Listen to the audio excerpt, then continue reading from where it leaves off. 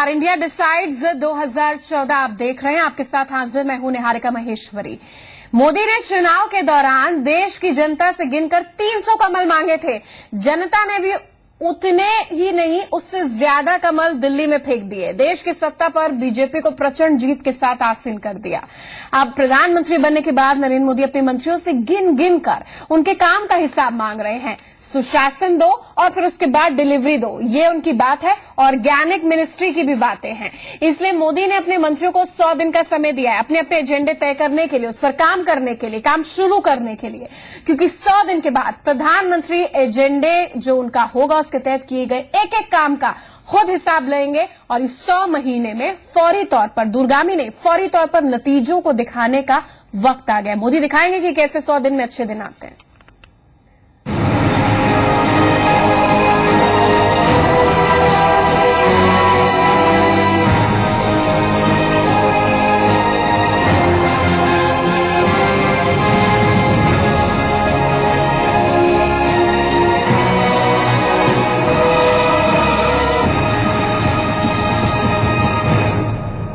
तो हमें समझना होगा कि ये गुजरात का स्वर्णिम संकुल नहीं है, बल्कि केंद्र का 7RCR है, जहां प्रधानमंत्री नरेंद्र मोदी अपने मंत्रियों को पूरी ईमानदारी के साथ काम करने का पाठ पढ़ा रहे हैं, ताकि सरकार के काम में पारदर्शिता आ पाए, एक्सेसिबिलिटी बढ़े। मोदी ने हर मंत्री के लिए 100 दिन का एजेंडा तय कर लिया है।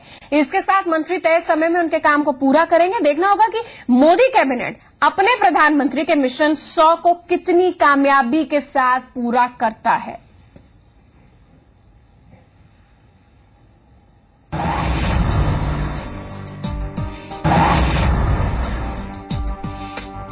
सुशासन और विकास से ही देश के अच्छे दिन आ सकते हैं, और यही बात इन दिनों प्रधानमंत्री नरेंद्र मोदी बार बार अपने मंत्रियों को समझा रहे हैं। 7RCR पर जब जब मोदी कैबिनेट जुटती है तो सारे कुनबे को 100 दिन के एजेंडे के साथ विकास और सुशासन की घुट्टी भी घोंट कर पिलाई जाती है।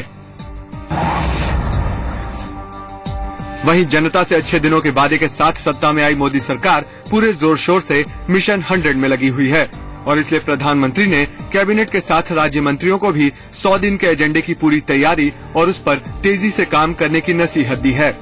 सोमवार को 3 घंटे तक चली मोदी कैबिनेट की बैठक में नरेंद्र मोदी ने 2 टूक शब्दों में कहा कि जनता की उम्मीदें बहुत ज्यादा हैं और उन पर खरा उतरने के लिए प्राथमिकताएं तय कर पूरी मेहनत से काम करना होगा।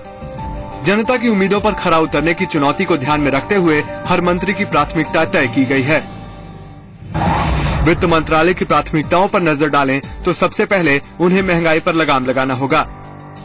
इसके साथ ही काले धन को वापस लाना और भ्रष्टाचार पर रोक लगाना भी उनके लिए सबसे बड़ी चुनौती होगी। गृह मंत्रालय को सबसे पहले आंतरिक सुरक्षा की मजबूती पर जोर देना होगा। साथ ही नक्सलवाद पर नियंत्रण पाना और आतंकवाद की रोकथाम भी गृह मंत्रालय की प्राथमिकताओं में सबसे ऊपर है। स्वास्थ्य मंत्रालय की बात करें तो जेनरिक दवाएं मुफ्त में देना, हर राज्य में एक एम्स और तंबाकू शराब पर जागरूकता लाना उनकी पहली प्राथमिकताओं में शामिल है। जल संसाधन मंत्रालय को सबसे पहले गंगा की सफाई के लिए ठोस कदम उठाने होंगे। नदियों को जोड़ना और सिंचाई प्रोजेक्ट में तेजी पर भी उन्हें सबसे पहले काम करना होगा। रेल मंत्रालय की प्राथमिकताओं पर नजर डालें तो इनमें बुलेट सुरक्षा संरक्षा पर जोर देना और जरूरी चीजों का परिवहन शामिल है। परिवहन मंत्रालय के लिए रोजाना सड़क निर्माण के लक्ष्य को तय करना सबसे पहली प्राथमिकता होगी। इसके साथ ही जल परिवहन को बढ़ावा और टोल टैक्स की समीक्षा भी बेहद अहम है। वहीं ऊर्जा मंत्रालय की बात करें तो बिजली का उत्पादन बढ़ाना, पर्यावरण से मंजूरी में तेजी और परियोजनाओं में तेजी लाना उनकी सबसे पहली प्राथमिकताएं होंगी। शहरी विकास मंत्रालय के लिए जो प्राथमिकताएं तय की गई हैं, उनमें 100 शहरों की निर्माण योजना, सस्ते आवासों का निर्माण, स्वच्छता सुविधाएं और बढ़ाना शामिल है। साथ ही मोदी ने मंत्रियों को कहा कि वो शुक्रवार तक अपने अपने मंत्रालयों की अब तक के काम की रिपोर्ट तैयार कर लें और उस पर काम करने का रोड मैप भी तैयार कर लें। कैबिनेट की बैठक में पीएम ने कुशल प्रशासन और कार्यक्रमों के क्रियान्वयन पर भी जोर दिया। मोदी अपना 10 सूत्री एजेंडा पहले ही जारी कर चुके हैं, जिसमें निवेश बढ़ाने, बुनियादी ढांचे से जुड़ी परियोजनाओं को समय पर पूरा करने और प्राकृतिक संसाधनों का दोहन शामिल है। अब सरकार इन्हीं एजेंडों के तहत अपने मिशन 100 पर आगे बढ़ना चाहती है, ताकि 100 दिनों के बाद देश को बदलाव की बयार की एक नई तस्वीर देखने को मिल सके। ब्यूरो रिपोर्ट, जी मीडिया। तो 100 दिन का एजेंडा और जिस तरीके से हम लगा रहे हैं 1 से लेकर 100 तक 1 सेकंड में काम हो रहा है और फटाफट कुछ इसी अंदाज में हम गुजरात, जब वो मुख्यमंत्री रहते थे तभी इसी अंदाज में काम करते थे और अब जब प्रधानमंत्री बने तो इसी अंदाज में काम करें, जिसमें पारदर्शिता, मंत्रालयों को स्पेशल पावर्स देने की बात है, ऑर्गेनिक मिनिस्ट्री बनाने की बात है। और इसी कड़ी में पहले जीओएम, ईजीएम भंग करा, जिस तरीके से कैबिनेट सेक्रेटरी को उन्होंने एक्सटेंशन दिया, नृपेद मिश्रा को प्रिंसिपल सेक्रेटरी बनाया और जी संगम ने जिस तरीके से एक्सक्लूसिव खबर दिखाई कि अब तमाम विभागों के सचिव भी मिल सकते हैं नरेंद्र मोदी से 24 घंटे के टाइम के भीतर समय लेकर। एक्सेसिबिलिटी बढ़ा दी गई है, सुबह 7 बजे से वो काम करना शुरू करते हैं। तो ये मिशन 100 है क्या? 1 दिन में क्या करेंगे, 10 दिन में क्या करेंगे, 100 दिन में क्या करेंगे, रिजल्ट चाहिए। इस पर बात करने के लिए हमारे साथ तमाम मेहमानों का पैनल है। हमारे साथ वाराणसी से राजनीतिक विश्लेषक अनूप मिश्रा जी जुड़े हुए हैं। सबसे पहले अनूप जी, और सर आपका भी स्वागत है मनोज जी। सबसे पहले अनूप जी मैं आपसे जानना चाहूंगी, ये जो मोदी का एजेंडा है क्या है? क्या ये कॉर्पोरेट अंदाज है कि सीईओ की तरह वो काम करते रहते हैं, वो है, या फिर बहुत उम्मीदें हैं और उम्मीदों पर वो खरा उतरने के लिए 100 दिन में कुछ प्रभावशाली करने की कुव्वत रखते हैं? देखिए निहारिका जी, ये कॉर्पोरेट अंदाज नहीं है, यही गुजरात मॉडल है। अच्छा। इसको हम लोग गवर्नेंस का अंदाज कहते हैं, जो पिछले 10 वर्षों में लैकिंग रहा। दरअसल बिना अकाउंटेबिलिटी के और बिना डिलीवरी के कोई भी सरकार, चुनी हुई सरकार चल नहीं सकती है। और ये फेल्योर हम लोगों ने पिछले 10 वर्षों में देखा है। फाइलों का लटका रहना, इम्प्लीमेंटेशन नहीं होना, अकाउंटेबिलिटी की कमी, ये सारे चीज मोदी ने पकड़ा था और इसी अकाउंटेबिलिटी के तहत, इसी डिलीवरी सिस्टम के तहत उन्होंने गुजरात में अपने आर्थिक एजेंडे को लागू किया। ये पूरे देश में लागू करने की इच्छा व्यक्त करते हैं और वास्तव में ये स्वागत योग्य बात है। अगर एक प्रधानमंत्री सुबह उठ के अपने सारे मंत्रालयों को 100 दिन का एजेंडा बनाने का निर्देश देता है तो वास्तव में काबिले तारीफ है। और आपको यकीन होना चाहिए कि पूरे मंत्रालय एक दिन अगर एजेंडा बना के प्रधानमंत्री के समक्ष प्रस्तुत करते हैं और उसको डिलीवरी कर देते हैं अकाउंटेबिलिटी के साथ, तो ये प्रधानमंत्री की साख की वृद्धि होती है, जिससे इस देश का पूरा साख पूरे विश्व में बढ़ेगा और यह निवेश का अकूत बिल्कुल एक बेहतर माहौल बनाने की कवायद है। जिस तरीके से हम ये देखें ना, तस्वीर हम नरेंद्र मोदी की दिखा रहे, देखिए हाथ में उनके टैबलेट है, हाथ में टैबलेट है और जिस तरीके से वो काम कर रहे हैं। हम इसलिए बात कर रहे हैं क्योंकि भारतीय जनता पार्टी, नरेंद्र मोदी ने जिस तरीके से मैनिफेस्टो पर हामी भरी थी, उसमें कंप्यूटर और कुरान, मॉडर्नाइजेशन और संस्कृति के संरक्षण, इन दोनों पर बातें की गई थी। और जिस तरीके से वो सक्रिय दिखते हैं, चाहे कोई भाई भतीजा बात करे, तुरंत सुबह उन्हें फोन कर देते हैं कि भाई पद से हटाइए, सांसद प्रतिनिधि पर के पिता का पिता नहीं होने चाहिए। वही दूसरी तरफ गुजरात के शिक्षा मंत्री को भी कहते हैं कि भाई मेरी कहानी, जीवित लोगों की कहानी नहीं पढ़ाएं। बहुत ऐसे पॉलिटिकल स्टॉलवर्ड्स हैं, उनकी कहानी पढ़ाएं। मेरे साथ मनोज जी हैं। मनोज जी, ऐसा तो नहीं है कि नरेंद्र मोदी ने सिर्फ 100 सूत्रीय एजेंडा, अपना 10 सूत्रीय एजेंडा तय कराया, 100 दिन का डेडलाइन दी। इससे पहले मनमोहन सरकार भी थी, उन्होंने हर रोज 20 किलोमीटर सड़क निर्माण की बात की गई थी, महंगाई घटाने की बात की थी। क्या हुआ? देखिए, इसमें 2 बातें हैं। नरेंद्र मोदी एक ऐसा इंप्रेशन छोड़ना चाहते हैं अगले 100 दिनों में कि जनता को बड़ा ही स्पष्ट और एक मजबूत ट्रेंड जो है इस सरकार के परफॉर्मेंस का दिखे। लेकिन जो आपने तमाम जो मंत्रालयों के अलग अलग एजेंडे दिखाए, जैसे कि गंगा का स्वच्छ जल, बिजली का उत्पादन, अलग अलग मंत्रालयों के अलग अलग एजेंडे हैं, ये सारे एजेंडे दीर्घकालीन एजेंडे हैं। आप इन्हें 30 दिन में और 100 दिनों में इसके रिजल्ट को आप नहीं माप सकते। अभी इस सरकार ने जो अपने एक बॉडी लैंग्वेज जो दिखाया है, जैसे कि देखिए शपथ ग्रहण समारोह में सार्क के सारे शासनाध्यक्षों को बुलाना अपने आप में एक बहुत बड़ा कदम था। इधर नरेंद्र मोदी ने जो कांग्रेस की और उससे पहले अटल बिहारी वाजपेयी ने जो परिपाटी शुरू की थी कि बड़े बड़े मसलों पर तमाम मंत्रियों का एक समूह गठित होता था, आर्थिक मंत्रियों का एक अलग से समूह गठित होता था, उस समूह को नरेंद्र मोदी ने भंग किया है। ब्यूरोक्रेसी को लेकर के और गवर्नेंस और पारदर्शिता को लेकर के, मंत्रियों में ज्यादा चाक चौकस होने को लेकर के ये जितने खबरें मीडिया में आई हैं उन पर कोई सेकंड थॉट नहीं हो सकता है। लेकिन कुछ विवादास्पद, जैसे कि ग्रुप ऑफ मिनिस्टर्स की थी, तो उसके दोनों पहलू हैं। कई बार क्या होता था कि कई मंत्री एक साथ नहीं उपस्थित होते थे राजधानी में, तो मीटिंग टल जाया करती थी। उनका ये कहना था कि जीएम और ईजीएम को हमने भंग करा, बहुत खर्चा बचाया, मंत्रियों को हमने अधिकार दे दिया स्पेशल पावर एक्सरसाइज करने का। उसमें कोई स्पेशल नहीं, हर कोई इसके दोनों पहलू हैं कि ठीक है कि कई बार मंत्री समूह की बैठक नहीं हो पाती थी, कभी कोई मंत्री उपस्थित नहीं था, तो उससे डिसीजन प्रोसेस जो है डिले हो जाता था। लेकिन इसमें यह भी है कि एक मंत्रालय का काम दूसरे मंत्रालयों से होता है, तो उसमें यह है कि मंत्रिमंडल गठन में जैसे कि कोल, पावर और तमाम मंत्रालय एक मंत्री को दे दिया गया है। इसी तरीके से रूरल डेवलपमेंट में पंचायती राज को जोड़ दिया गया था। तो ये जो पुनर्गठन है, मंत्रालयों का पुनर्गठन, एडमिनिस्ट्रेटिव स्टाइल में परिवर्तन, सचिवों का प्रधानमंत्री कार्यालय से एक्सेसिबिलिटी होना, कुल मिला करके ये एक थोड़ा सा जल्दी में उठाया गया कदम लगता है। लेकिन मुझे लगता है, मैं यहाँ पर आपको रोकना चाहूंगी। नरेंद्र मोदी ने फेसबुक और ट्विटर पर 26 तारीख से पहले ही बोल दिया था कि भाई 4 दिन का समय लगा है मैंने सोचने के लिए। जो ऑर्गेनिक मिनिस्ट्री मैं बना रहा हूँ, उस मिनिस्ट्री के साथ मैं ये भी सुनिश्चित कर रहा हूँ कि डिपार्टमेंटल कोऑर्डिनेशन भी बना रहा है। मैं आपसे जानना चाहूंगी, जिस तरीके से आप बोल रहे हैं कि 100 दिन में पूरा नहीं होगा, तो क्या ये फौरी राहत दी जाएगी या दूरगामी? शॉर्ट टर्म गोल पूरे होंगे या लॉन्ग टर्म? देखिए, शॉर्ट टर्म गोल जो है अभी महंगाई से निजात दिलाना है, तो इसमें वित्त मंत्रालय की जवाबदेही सबसे ज्यादा है। लेकिन महंगाई को भी अगर आप स्थायी समाधान चाहते हैं तो दूरगामी नीतियां बनानी होंगी। कृषि के उत्पादन की सप्लाई और डिमांड की नीतियां होंगी, अधिकतम और न्यूनतम मूल्य की नीतियां होंगी, वायदा कारोबार को बंद करने की नीतियां होंगी। अलग अलग मुद्दों के अलग अलग एजेंडे जुड़े हैं और अलग अलग फंडामेंटल रिफॉर्म की मांग करते हैं। अब सबसे पहले देखिए, सरकार का मतलब केवल वो 45 जो मंत्री बने वो नहीं होता है। जनता से रोज रोज जो साबका होता है केंद्र सरकार के तमाम मंत्रालयों का, उसमें ब्यूरोक्रेसी एक बहुत बड़ा रोल अदा करती है।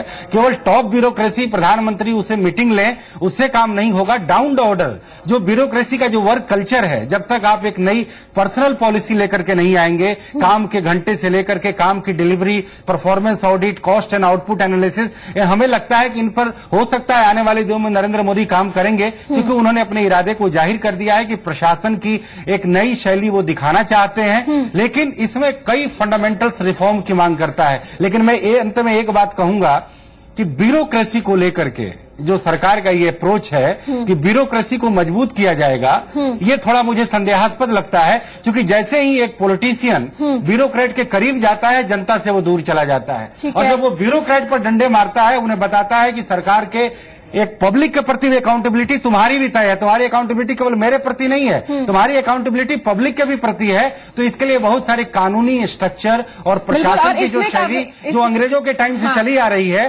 उसमें मूलभूत बदलाव लाने होंगे। क्या है नरेंद्र मोदी के 100 दिन के एजेंडे में? इनके एजेंडे में है कि भाई सुशासन के साथ काम करें, डिलीवरी दें, योजना और कार्यक्रम को समझें और उसके अनुसार प्राथमिकता तय कीजिए, मुझे इन्फॉर्म करिए कि किस तरीके से काम होगा। 10 महासचिवों के साथ भी वो बैठक कर चुके हैं, वो कैबिनेट मंत्रियों के साथ भी बैठक कर चुके हैं। पहली बैठक में दिखा कि किस तरीके से उच्च स्तरीय एसआईटी के गठन पर फैसला लिया गया। लेकिन 100 दिन में क्या कुछ हो सकता है, इस पर बात करने के लिए मेरे साथ मनोहर मनोज हैं और इसके साथ राजनीतिक विश्लेषक अनूप मिश्रा जी हैं।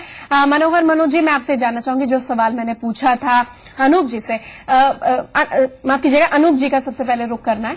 अनूप जी, मुझे ये बताइए कि क्या आपको ये कॉर्पोरेट अंदाज का, जिस तरीके से नरेंद्र मोदी विशेष उसमें पकड़ रखते, कॉर्पोरेट अंदाज का जादू है, या फिर 100 दिन बहुत कम समय है आपके हिसाब से या ज्यादा समय?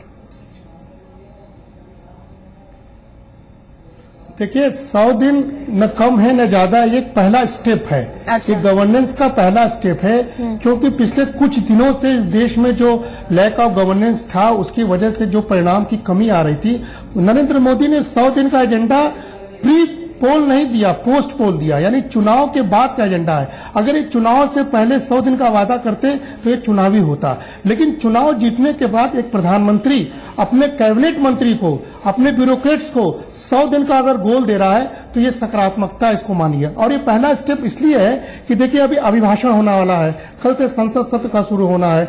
अभिभाषण से नरेंद्र मोदी के दिशा तय होगा, फिर बजट आने वाला है, उसी 100 दिन के अंदर उस बजट से नरेंद्र मोदी के आर्थिक एजेंडे तय होना है। ये 2 महत्वपूर्ण एजेंडा इस समय नरेंद्र मोदी के सामने है। जो हमारे मनोहर जी ने कहा है, महंगाई को रोकना, रोजगार के सृजन करने के लिए निवेश को बढ़ावा देना, और तमाम मंत्रालयों को ये कहना कि आपका दिशा, लाइन ऑफ एक्शन क्या होगा, ये नरेंद्र मोदी का पहला कार्यक्रम था और 100 दिन उसके लिए अप्रोप्रिएट है।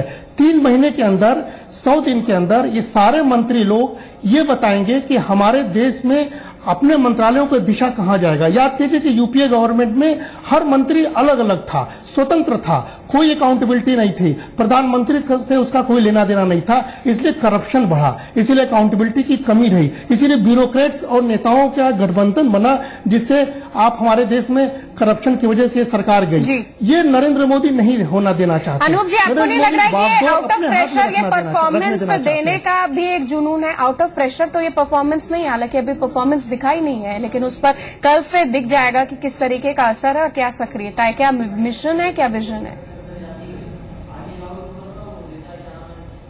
नहीं, ऐसा नहीं है, ये आउट ऑफ प्रेशर नहीं है। ये नरेंद्र मोदी ने सबको कहा है कि अपना एक रोड मैप दीजिए, और उस रोड मैप को नरेंद्र मोदी बैठ के तय करेंगे कि देश की दिशा सही जगह जा रही है। प्रायोरिटी उनको पता है। और जो मनोहर जी ने ब्यूरोक्रेट्स के बारे में कहा, वो ब्यूरोक्रेट्स को स्वतंत्र नहीं छोड़ना देना चाहते, वो अकाउंटेबल बनाना देना चाहते हैं। डायरेक्ट जनता से जुड़े, इंप्लीमेंट करे प्रोजेक्ट्स को, करे योजनाओं को, ताकि निचले तबके तक योजनाओं का लाभ पहुंचे। यही तो सुशासन है, यही तो अकाउंटेबिलिटी है, यही तो डिलीवरी का पारदर्शिता को लाने में, सुशासन को लाने में 100 दिन में किस तरीके की चुनौती नरेंद्र मोदी के सामने आ सकती है, मैं आपसे जानना चाहूंगी। जी, फिर से पूछो एक बार। इस सुशासन पारदर्शिता को लाने की कवायद में 100 दिन के भीतर किस तरीके की चुनौती से वो रूबरू हो सकते हैं? देखिए, चुनौती तो है 100 दिन का सुशासन के लिए, लेकिन ये पहला स्टेप है। 100 दिन के बाद फिर अगला 100 दिन आएगा, और इस तरह 365 दिन आएंगे। पहले 100 दिन में जब आप राष्ट्रपति के अभिभाषण को देखेंगे और बजट का परिलक्षण होगा, उस बहस के दौरान आप पाएंगे कि नरेंद्र मोदी ने महंगाई को काबू में रखने की कौन सी नीति बनवाई अपने मंत्री से। उस 100 दिन में आप पाएंगे कि नरेंद्र मोदी ने गांव के किसानों के लिए इन्वेस्टमेंट का कितना प्रावधान बनाया। मनोहर जी, मैं आपसे जानना चाहूंगी, क्या ये 100 दिन क्या जजमेंटल पीरियड है? ये 100 दिन में जिस तरीके से मंत्रालय लेकर आएंगे, प्रोजेक्ट करेंगे, जिस तरीके से पिछली सरकार के खिलाफ महंगाई और भ्रष्टाचार 2 प्रमुख मुद्दे उठे, उसमें पिछली सरकार पर इस बात पर का हमला किया गया था कि 100 दिनों में महंगाई को नियंत्रित करेंगे, और नरेंद्र मोदी ने अपनी तमाम जनसभाओं में इस मुद्दे को उछाला, और सब लोग जानते हैं कि महंगाई की आग से पूरा देश तबाह हो चुका था। तो ऐसे में अभी इन 100 दिनों की जो आप चुनौतियों की बात करती हैं, तो वित्त मंत्रालय के समक्ष सबसे बड़ी चुनौती है, जैसा कि अरुण जेटली ने भी कहा है, कि फिस्कल डिसिप्लिन और इन्फ्लेशन को कंट्रोल करना और इन्वेस्टमेंट और ग्रोथ रेट को बढ़ाना। लेकिन ये 100 दिन के केवल प्लान नहीं है, ये एक बड़ा पर्सपेक्टिव प्लान है, लॉन्ग टर्म का प्लान है। जो और आप अन्य चुनौतियों की बात करती हैं, तो उसमें नहीं, लेकिन 100 दिन के दौरान हम जज तो कर लेंगे कि विजन क्या है। तो वो आपकी जो गवर्नेंस की जो स्टाइल है, जो आपका इनिशिएटिव है, जो आपका वो एक एंडेवर है, उससे पता चलेगा। लेकिन मैं एक बात कहना चाहूंगा कि मैक्रो लेवल पे आप पार्लियामेंट्री लेवल पे कैसे फ्लोर मैनेज करते हैं, कैबिनेट लेवल पे कैसे चीजों को मैनेज करते हैं, जनता को वो चीज दिखेगी जो डाउन द ऑर्डर जो सरकार के तंत्र हैं, जो ऑफिसेज हैं, कार्यालय हैं, भारत सरकार के जितने विभाग महकमे हैं और जो सीधे जनता से जुड़े हैं, जैसे आयकर विभाग है, दिल्ली में दिल्ली पुलिस है, या इस तरीके के कई सारे महकमे हैं, तो वहां वर्क कल्चर कैसे बदलता है। देखिए, आप टॉप लेवल पे मंत्रियों को रोज क्लास लें, ब्यूरोक्रेट को टॉप क्लास लें, लेकिन डाउन द ऑर्डर जो जनता से वास्ता पड़ता है, जो लोअर ब्यूरोक्रेसी है, जो लोअर तंत्र है, जो रोज रोज जनता है जिससे वास्ता पड़ता है, वहां स्टाइल और ट्रेंड में जब तक चेंज नहीं आएगा, तब तक हम गुड गवर्नेंस 100 दिन में हम उम्मीद करते हैं कि जो 45 मंत्रालय हैं, हालांकि अब 44 मंत्री हो गए, 45 मंत्रालय किस तरीके का मिशन विजन आकर लेकर आते हैं। जाहिर सी बात है कि इरादे जाहिर हैं, नेक हैं, और इन इरादों पर अब शब्द जो बोलेगा उस पर काम करने की बात आती है। अंग्रेजी में कहते हैं ना कि action speak louder than words. शब्द बहुत बोल दिया और बहुत अच्छे शब्द बोले, बहुत अच्छी वाक्पटुता दिखी, लेकिन अब काम की बारी है, मजबूत चमत्कारी परिणाम की बारी, एक फौरी तौर पर, एक दूरगामी तौर पर। मनोज जी और इसके साथ हमारे साथ अनूप मिश्रा जी जुड़े थे, आप दोनों का हमारे साथ जुड़ने के लिए बहुत बहुत धन्यवाद। और इसी के साथ इस विशेष पेशकश में बस इतना ही।